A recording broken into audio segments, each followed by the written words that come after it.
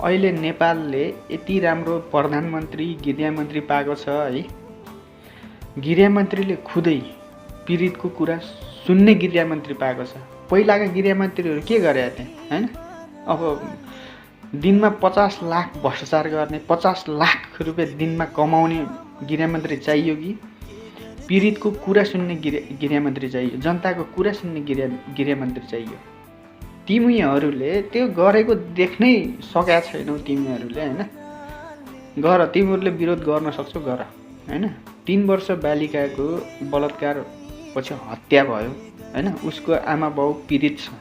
पीडितको कुरा सुन्नको लागि जमिनमा बसेर पीडितको कुरा सुनिरहेको छ, उसको आमा बाउको कुरा सुनिरहेको छ। यस्तो गृहमन्त्रीलाई तिमीहरूले गाँजा खायो, धतुरो खायो भनेर भन्छौ भने भनिराख।